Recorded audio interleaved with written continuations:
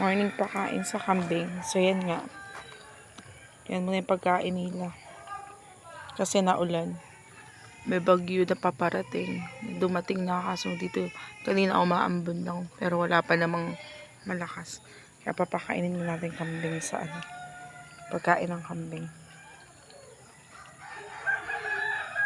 So, yan na. Kumakain sila. Tag-isa sila. Hindi ko na sila nilabas. Mamaya lilinisan na lang yung bahay nila. Kasi nga, may bagyo. Ayan guys, yung kamote kong kapiranggot lang. Pero ito yung kangkong ko unti-unti. Dadami din yan.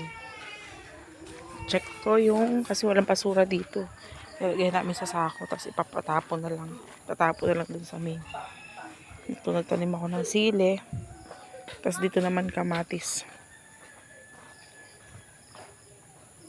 Ito yung lilinisan doon. Wala na yung ibang mga dito na lang. Tatanggalan. Tapos tanggalin yung basura dito.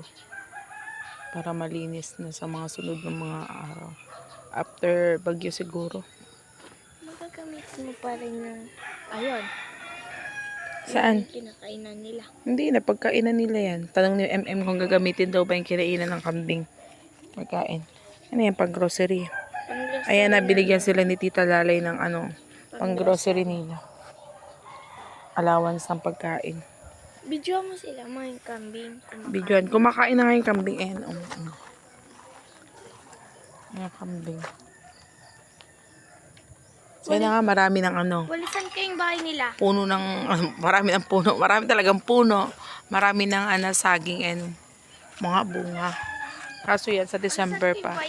Pagparating na ni tatay o kaya Ayan. O, yung sipag naman. Pag ganun sa kabila, sa kabila ang punta. Malisan. Lakasan mo naman, ti. Ayusin, mo. Oh, mukhang to. Nanghingi pa doon. Ito sa'yo. Marami kang pagkain dito. Huwag ka na manghingi sa kanya. Gahaman man tong isa na to. Hoy, dito sa kanya yan. It's not yours. Why you eat, sampud. Sampud. It's not yours.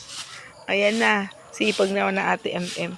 Kasi pagsipagan talaga yung Ate MM ko ngayon. Ayan. Diba?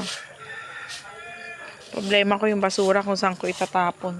Pero may naghahakot talaga ng basura daw dito tuwing Sabado. Kaso iba yung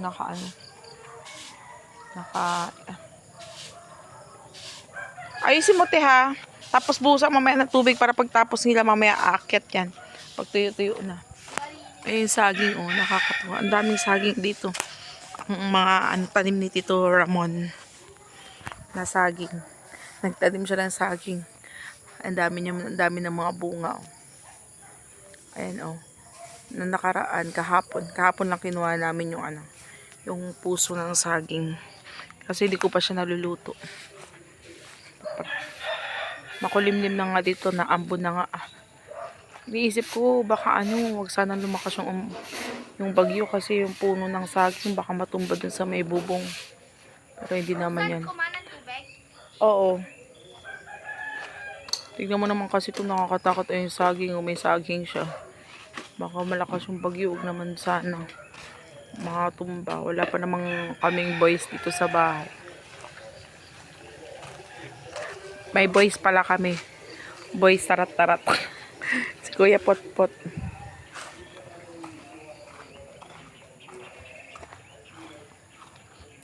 Ubus na. Ayaw mo to, ibigay ko to dito sa kabila. Say na. Kinuha niya rin. Raman talaga tong isa na to. Baka buntis siya, ma. Oo nga baka gutom yan. Buntis yata tong kambing na to Anong sa tingin nyo guys? Buntis nga yata to.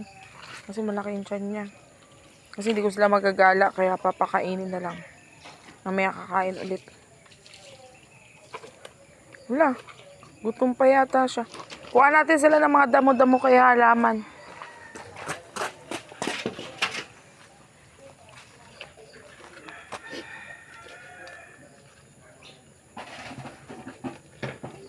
Gagawa na sila. Buntis yata itong isa Buntis nga. Kasi malaki yung tiyan niya Babae itong kambing. So, yan na nga, guys. Ang gagawin mo? Papainumin mo yung kambing. Ay! Naubos nila na. Malaki na tong isa eh. Yung isa lalaki.